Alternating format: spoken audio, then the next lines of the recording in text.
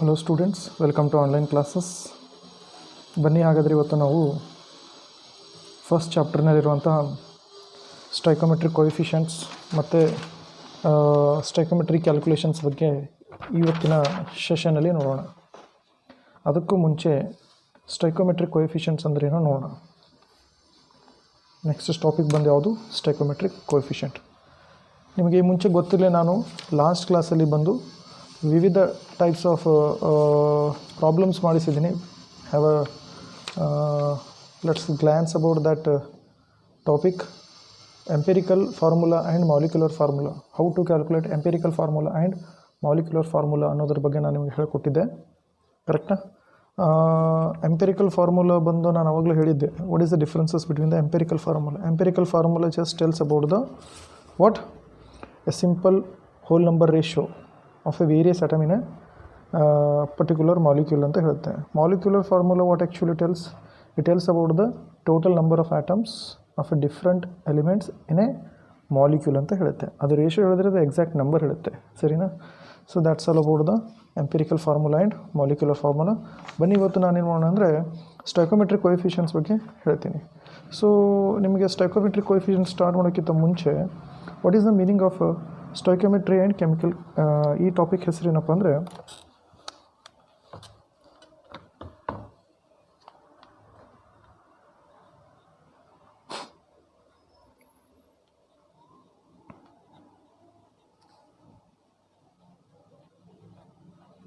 ಸ್ಟೈಕೋಮೆಟ್ರಿ and chemical reactions, ಸರಿನಾ? ನೋಡಿಪ್ಪ, ಸ್ಟೈಕೋಮೆಟ್ರಿ ಅಂದರೆ ಏನು ಮತ್ತು ಕೆಮಿಕಲ್ ರಿಯಾಕ್ಷನ್ಸ್ ಅಂದರೆ ಏನು? ಸ್ಟೈಕೋಮೆಟ್ರಿ ಕೆಮಿಕಲ್ ರಿಯಾಕ್ಷನ್ ಜೊತೆ ಯಾವ ರೀತಿ ರಿಲೇಷನ್ಶಿಪ್ ಹೊಂದಿದೆ ಅನ್ನೋದ್ರ ಬಗ್ಗೆ ನೋಡೋಣ. ಸ್ಟೈಕೋಮೆಟ್ರಿ ಅಂದ ಕೂಡಲೇ ನಮಗೆ ಹೇಳೋದಿಷ್ಟೇ, it is a quantitative representation, quantitative relationship between the reactants and product. ಏನಿದು? ಇದೇನಿದೆ ಅಂದರೆ ಅದು quantitative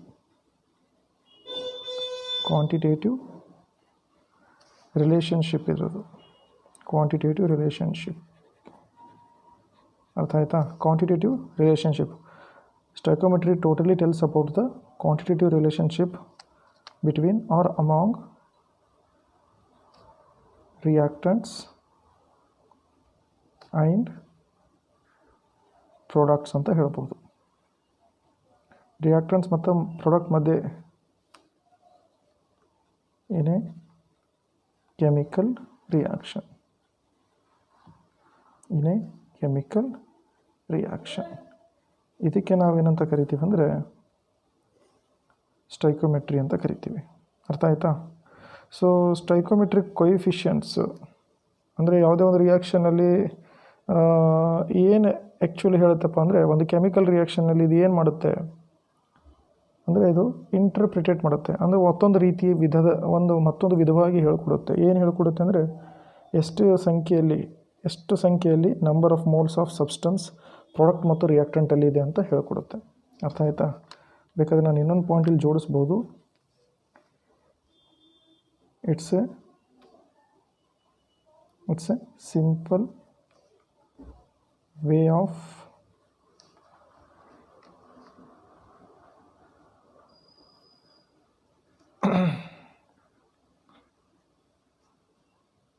interpreting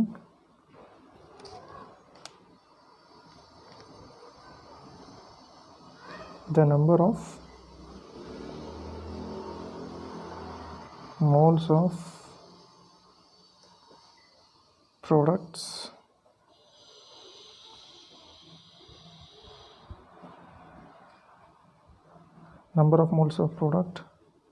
and reactants in a chemical reaction ಅಂತ ಹೇಳ್ಬೋದು. ಸೊ ಇಲ್ಲಿ ಏನು ಮಾಡ್ತಾಯಿದ್ದೀವಿ ಅಂದರೆ, ನಾವು ಒಂದು ಮತ್ತೊಂದು ಬೇರೆ ರೀತಿಯಿಂದ ನಾವು ಈ ಸ್ಟೈಕೋಮೆಟ್ರಿನ ಬಳಸ್ಕೊಂಡು ಏನು ಹೇಳ್ತಾಯಿದ್ದೀವಿ ಅಂದರೆ, ಎಷ್ಟು number of moles of product ಮತ್ತು ರಿಯಾಕ್ಟೆಂಟ್ಗಳು ಒಂದು ಪರ್ಟಿಕ್ಯುಲರ್ ಕೆಮಿಕಲ್ ರಿಯಾಕ್ಷನ್ಸಲ್ಲಿ ಇದೆ ಅಂತ ಹೇಳ್ಕೊಡ್ತಾ ಇದ್ದೀವಿ, ಸರಿನಾ? ಸೊ ಇದಕ್ಕೆ ನಾವೇನಂತ ಕರಿತೀವಿ ಅಂದರೆ ಸ್ಟೈಕೋಮೆಟ್ರಿಕ್ ಅಂತ ಕರಿತೀವಿ, ಅಥವಾ ಸ್ಟೈಕೋಮೆಟ್ರಿ ಅಂತ ಕರಿತೀವಿ, ಸರಿನಾ? ಸೊ ಈ ಸ್ಟೈಕೋಮೆಟ್ರಿನ ನಾವು ನಾನು ಸಿಂಪಲಾಗಿ ಹೇಗೆ ಹೇಳ್ತೀನಪ್ಪ ಅಂದರೆ ಒಂದು ಎಕ್ಸಾಂಪಲ್ ಒಂದು ಕೆಮಿಕಲ್ ರಿಯಾಕ್ಷನ್. ಈಗ ನಿಮಗೆಲ್ಲ ಗೊತ್ತು what is the meaning of a chemical reaction. ಅದ್ರ ಬಗ್ಗೆ ಹೆಚ್ಚಿನ ಇದುವಾಗಿ ಏನು ಹೇಳೋದು ಬೇಕಾಗಿಲ್ಲ. ಸೊ ಕೆಮಿಕಲ್ ರಿಯಾಕ್ಷನ್ ಅಂದ್ರೇನು? ಎ ಬ್ರೀಫ್ ರೀಪ್ರೆಸೆಂಟೇಷನ್ ಆಫ್ ಅಂದ್ರೇನು? Brief representation of chemical change in a reaction in terms of symbol and formulae. ಯಾವುದೇ ಒಂದು ಸಿಂಬಲ್ ಮತ್ತು ಫಾರ್ಮುಲೆ ಬಳಸ್ಕೊಂಡು ಏನು ಮಾಡ್ತೀವಿ, ಏನು ರಿಯಾಕ್ಷನಲ್ಲಿ ಚೇಂಜ್ ಆಗ್ತಾಯಿದೆ ಅಂತ, ರಿಯಾಕ್ಟೆಂಟ್ಗಳು ಪ್ರಾಡಕ್ಟ್ ಹೇಗಾಗ್ತದೆ ಅಂತ ನಾವು ರೀಪ್ರೆಸೆಂಟ್ ಮಾಡೋದಕ್ಕೆ ನಾವೇನಂತ ಕರಿತೀವಪ್ಪ ಅಂದರೆ ಕೆಮಿಕಲ್ ರಿಯಾಕ್ಷನ್ಸ್ ಅಂತ ಕರಿತೀವಿ. ಓಕೆನಾ? ಬನ್ನಿ ಹಾಗಾದರೆ ಇವಾಗ ನಾನು ಸ್ಟೈಕೋಮೆಟ್ರಿ ಬಗ್ಗೆ ಒಂದೆರಡು ಎಕ್ಸಾಂಪಲ್ ತೊಗೊಂಡು ನಿಮಗಿನ್ನೂ ಚೆನ್ನಾಗಿ ಹೇಳ್ಕೊಡ್ತೀನಿ, ಸರಿನಾ? ಒಂದು ಎಕ್ಸಾಂಪಲ್ ಏನು ತೊಗೋತೀನಪ್ಪ ಅಂದರೆ N2 gas plus 3 molecules of H2 gas. ಇದು ರಿಯಾಕ್ಟಾಗಿ ಏನು ಕೊಡುತ್ತಪ್ಪ ಅಂದರೆ 2 ಮಾಲಿಕ್ಯೂಲ್ಸ್ ಆಫ್ ಅಮೋನಿಯಾ ಗ್ಯಾಸ್ ಕೊಡುತ್ತೆ, ಸರಿನಾ? ಏನು ಕೊಡ್ತಾ ಇದೆ? ಅಮೋನಿಯಾ ಗ್ಯಾಸ್ ಕೊಡ್ತಾ ಇದೆ. ಒಂದು ಸೆಕೆಂಡ್, ಸ್ವಲ್ಪ ಬುಕ್ ಇಟ್ಕೋತೀನಿ ಕೆಳಗಡೆ, ಬ್ಯಾಲೆನ್ಸ್ ಆಗ್ತಾಯಿಲ್ಲ.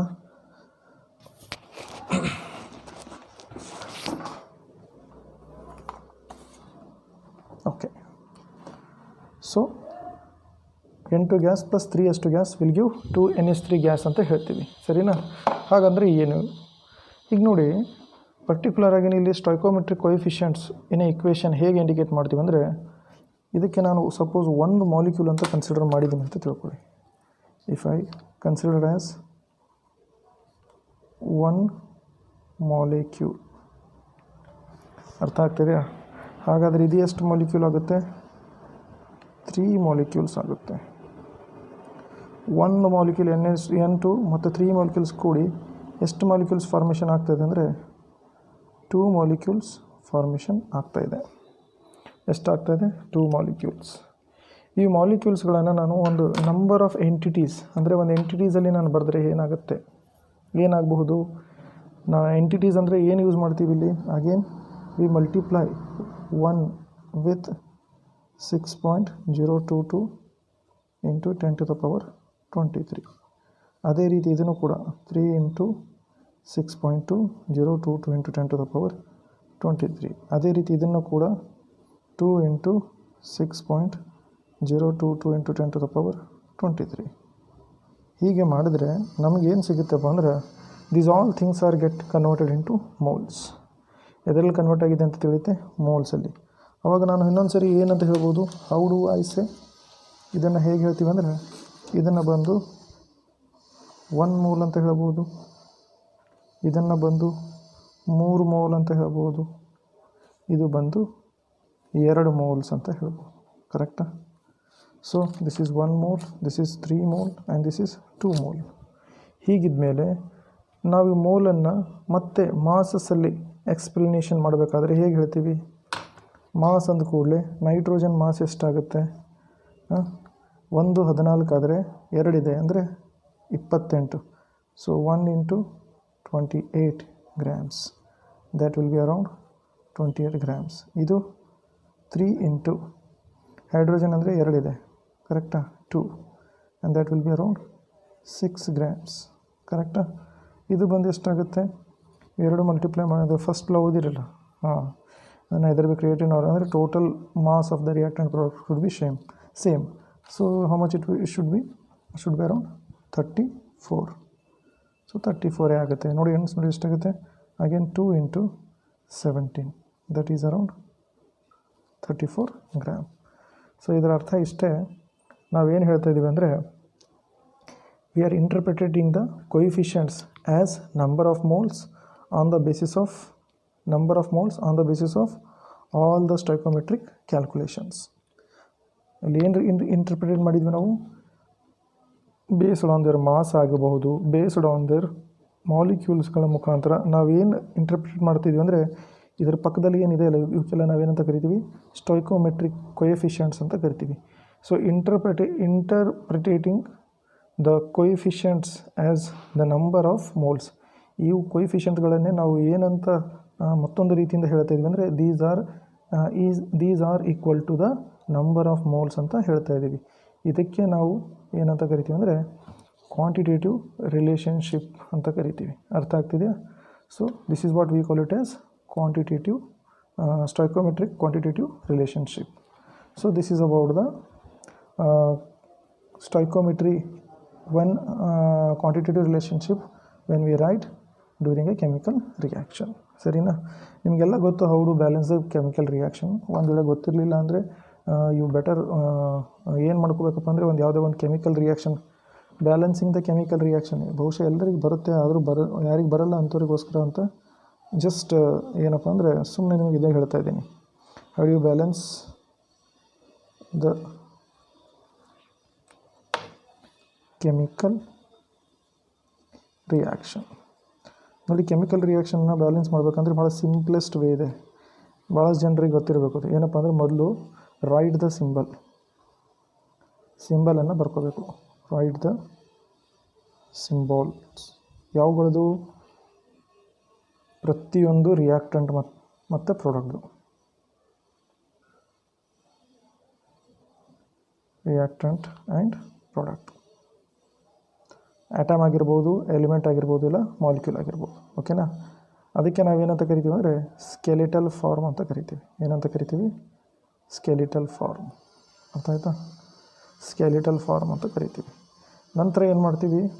ನಂತರ ಬಂದು ಸೆಕೆಂಡ್ ಪಾಯಿಂಟ್, ಎಲಿಮೆಂಟ್ರಿ ಗ್ಯಾಸಸ್ ಇದ್ದರೆ, ಎಲಿಮೆಂಟ್ರಿ ಅಂದರೆ ಸಿಂಗಲ್ ಒಂದೇ molecule gas like N2 H2 O2 ಈ ರೀತಿ ಇದ್ದರೆ ಅವುಗಳನ್ನು ಹೇಗೆ ಬರೀತೀರಿ ಅಂದರೆ convert them into atomic elementary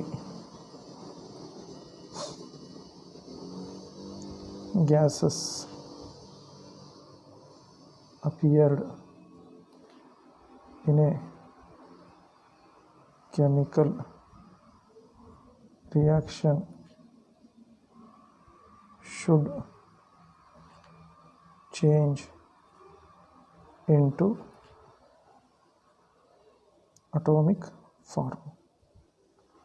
ಕರೆಕ್ಟಾ? ಮೂರನೇದು ಏನು ಮಾಡ್ತೀರಿ?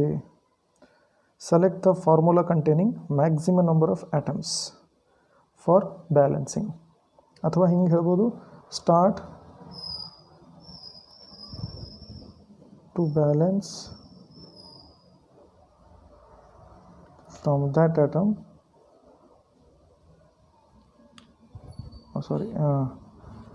That molecule. ಯಾಕಂದರೆ ದೊಡ್ಡ ಮ್ಯಾಕ್ಸಿಮಮ್ ನಂಬರ್ ಇರಬೇಕು. Which has maximum number of atoms. Maximum number of atoms. ಅರ್ಥ ಆಯ್ತಾ? ಇದು ಮೂರನೇ ಪಾಯಿಂಟು. ನಾಲ್ಕನೇ ಪಾಯಿಂಟ್ ಬಂದು ಏನಪ್ಪ ಅಂದರೆ, ಒಂದು ವೇಳೆ ಇದು ನಿಮಗೆ ವರ್ಕೌಟ್ ಆಗಲಿಲ್ಲ, ಬ್ಯಾಲೆನ್ಸ್ ಆಗ್ತಾ ಇರಲಿಲ್ಲ ಅಂದರೆ ಅವಾಗ ಎಲ್ಲಿಂದ ಸ್ಟಾರ್ಟ್ ಮಾಡಬೇಕು? In case above method fail,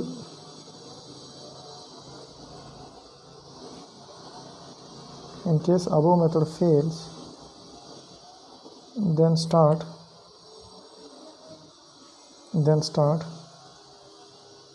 balancing the atoms from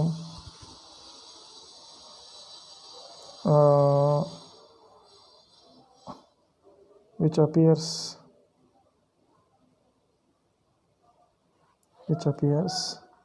minimum number of times. Minimum number of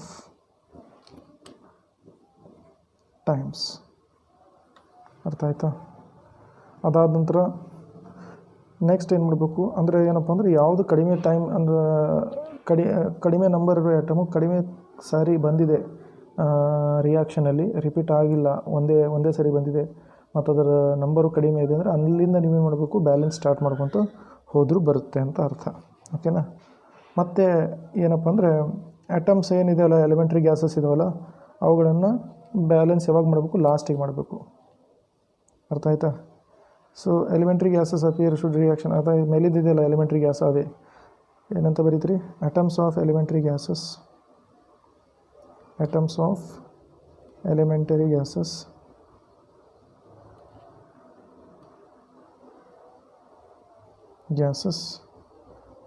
are balanced at last ಓಕೆನಾ. ನಂತರ ಏನು ಮಾಡಬೇಕು, once all the item balance change then to their molecular form. Once all atoms get balanced, then change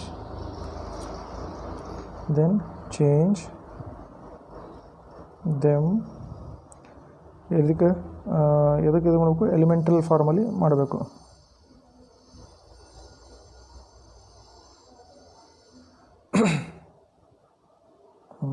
change into molecular form.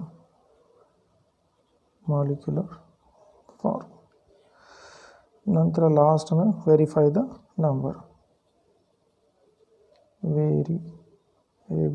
Verify the number of atoms of each elements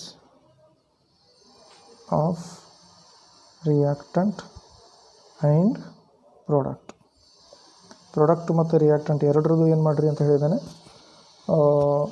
ನಂಬರ್ಗಳನ್ನು ಮತ್ತೊಂದು ಸರಿ check ಮಾಡಬೇಕು. ಅರ್ಥ ಆಯ್ತಾ? So ಹೀಗೆ ಮಾಡೋದ್ರಿಂದ ಏನಾಗುತ್ತೆ ಅಂದರೆ you come to know that whether it is a balanced or not ಅಂತ ತಿಳಿಯುತ್ತೆ. ಓಕೆನಾ. ಸೊ ಇನ್ನೊಂದು ಸರಿ ಹೇಳ್ತಾ ಇದ್ದೀನಿ ನೋಡಿ. ಮೊದಲೇನು ಮಾಡಬೇಕು, ಇಕ್ವೇಷನನ್ನು ಬರ್ಕೋಬೇಕು. ನಂತರ ಎಲಿಮೆಂಟ್ರಿ ಗ್ಯಾಸ್ ಅಪಿಯರ್ ಇದ್ದರೆ ಅವುಗಳನ್ನೆಲ್ಲ ಆಟಮಿಕ್ ಫಾರ್ಮಲ್ಲಿ ಕನ್ವರ್ಟ್ ಮಾಡಿರಿ. Start to balance from the molecule which has a maximum number of atoms.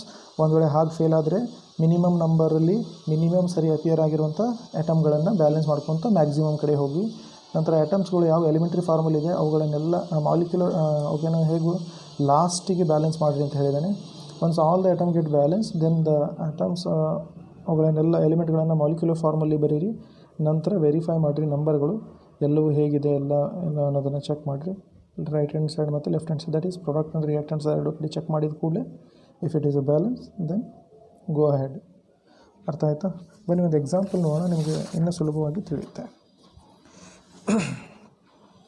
Suppose ನಾನೇನು ತೊಗೋತೀನಿ, ಒಂದು ಕಡೆ ಐರನ್ ತೊಗೋತಾ ಇದ್ದೀನಿ. Fe combines with H2O will give Fe3O4 plus H2. ಈ ಥರ ಒಂದು ರಿಯಾಕ್ಷನ್ ಇದೆ.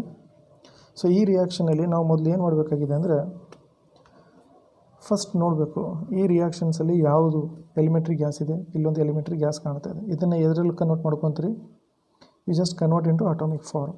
ಓಕೆನಾ.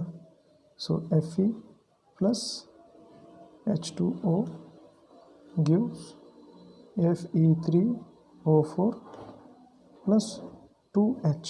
ಈ ಫಾರ್ಮಲ್ಲಿ ಮಾಡ್ಕೊಂಡ್ವಿ. ನಂತರ ಇಲ್ಲಿ ಎಲ್ಲಕ್ಕಿಂತ ಲಾರ್ಜೆಸ್ಟ್ ಇರೋದು ಯಾವುದು, this is the larger atom. ಕರೆಕ್ಟಾ? ಲಾರ್ಜರ್ ಮಾಲಿಕ್ಯೂಲ್ ಇದೆ. This is the larger molecule.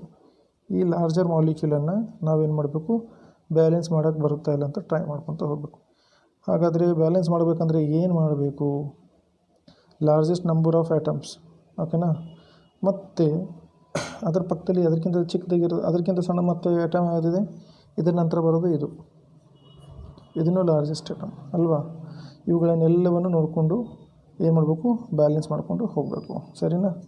ಇಲ್ಲಿ ಐರನ್ ಎಷ್ಟು ಸರಿ ಇದೆ, 3 ಸರಿ ಬಂದಿದೆ. ಆಕ್ಸಿಜನ್ ಎಷ್ಟು ಸರಿ ಬಂದಿದೆ, 4 ಸರಿ ಬಂದಿದೆ. ಇಲ್ಲಿ ಎಷ್ಟು ಸರಿ ಇದೆ ಆಕ್ಸಿಜನು, 1 ಸರಿ ಇದೆ. ಇಲ್ಲಿ 4 ಸರಿ ಇದೆ, ಇಲ್ಲಿ 1 ಸರಿ ಇದೆ. ನೀನು ಮಲ್ಟಿಪ್ಲೈ ಎಷ್ಟರಿಂದ ಮಾಡ್ಬೋದು, 4ರಿಂದ ಮಾಡ್ಬೋದಾ. ಇಲ್ಲಿ 3 ಸರಿ ಇದೆ ಅಂದರೆ ಇಲ್ಲಿ ಎಷ್ಟು ಸರಿ ಇದೆ, 1 ಸರಿ ಇದೆ. ಅದಕ್ಕಾಗಿ ಇಲ್ಲೂ ಕೂಡ ನಾನು 3ಯಿಂದ ಮಲ್ಟಿಪ್ಲೈ ಮಾಡ್ತೀನಿ, ಜೊತೆಗೆ ಇಲ್ಲಿ ನಾನು 4ರಿಂದ ಮಲ್ಟಿಪ್ಲೈ ಮಾಡ್ತೀನಿ. ಹಾಗೆ ಮಾಡೋದ್ರಿಂದ ಏನಾಗುತ್ತೆ ಅಂದರೆ, ಇದು Fe3O4 ಹೇಗಿದೆ ಹಾಗೆ ಇರಲಿ. ಇವಾಗ ನೋಡಿ, 3 Fe ಆಯಿತು, 4 8. ಇಲ್ಲಿ ಹೈಡ್ರೋಜನ್ಗಳ ಸಂಖ್ಯೆ ಎಷ್ಟಾಗಿದೆ, 4 2 8. ಇಲ್ಲಿ ಬಂದು ಎಷ್ಟಿದೆ ಅಂದರೆ 2 ಇವೆ. 2 ಇದೆ ಅಂದರೆ ಇದಕ್ಕೂ 4ರಿಂದ ಮಲ್ಟಿಪ್ಲೈ ಮಾಡಿ, 4 × 2. So 4 × 2 H. ಓಕೆನಾ. ಸೊ 4 × 2 ಅಂದರೆ 8 ಆಗುತ್ತೆ. ಓಕೆನಾ. ನೀವು ಬೇಕಾದರೆ ಇಲ್ಲಿ 8H ಅಂತ ಹೀಗೆ ಬರ್ಕೊಂಡ್ರೆ ನಡೀತದೆ. ಓಕೆ. ಹೈಡ್ರೋಜನ್ ಯಾವಾಗಲೂ H2 ಫಾರ್ಮಲ್ಲಿ ಇರುತ್ತೆ. ಈಗ ಇದು ಎಲಿಮೆಂಟ್ರಿ ಫಾರ್ಮಿಂದ ಮತ್ತೆ ಮಾಲಿಕ್ಯುಲರ್ ಫಾರ್ಮಿಗೆ ಕನ್ವರ್ಟ್ ಮಾಡಬೇಕು. ಮಾಲಿಕ್ಯುಲರ್ ಫಾರ್ಮನ್ನು ಹೇಗೆ ಮಾಡಬೇಕು, ಈ ರೀತಿ ಕನ್ವರ್ಟ್ ಮಾಡಬೇಕು. ಕರೆಕ್ಟಾ. ಈ ರೀತಿ ಮಾಡಬೇಕಂದ್ರೆ ಏನು ಮಾಡ್ತೀರಿ, 4ರಿಂದ ಮಲ್ಟಿಪ್ಲೈ ಮಾಡಬೇಕು. 4 2 8 ಮತ್ತು ಇದಕ್ಕೆ ಬರುತ್ತೆ. ಸೊ ಹೀಗೆ ಮಾಡೋದ್ರಿಂದ ಏನಾಗುತ್ತೆ, 3 molecules of Fe plus 4 molecules of H2O will gives Fe3O4 plus 4H2. ಹೀಗೆ ನಾವು ಪ್ರತಿಯೊಂದು ರಿಯಾಕ್ಷನ್ಗಳನ್ನು ಬ್ಯಾಲೆನ್ಸ್ ಮಾಡ್ಕೊತ ಹೋಗಬೇಕು, ಸರಿನಾ? ಸೊ ಈ ರೀತಿ ಬ್ಯಾಲೆನ್ಸ್ ಮಾಡಿದ್ರೆ you will get the you will come to know the right number of reactants and products. ಓಕೆನಾ? ಎಷ್ಟಿದೆ ಇಲ್ಲಿ? 3 ಇದೆ ಐರನ್, ಇಲ್ಲೂ ಕೂಡ 3 iron, 4 oxygen, 8 hydrogen, 8 hydrogen. Okay, so ಈ ರೀತಿ ನಾವೇನು ಮಾಡ್ತೀವಿ? ಬ್ಯಾಲೆನ್ಸ್ ಮಾಡ್ತೀವಿ, ಸರಿನಾ?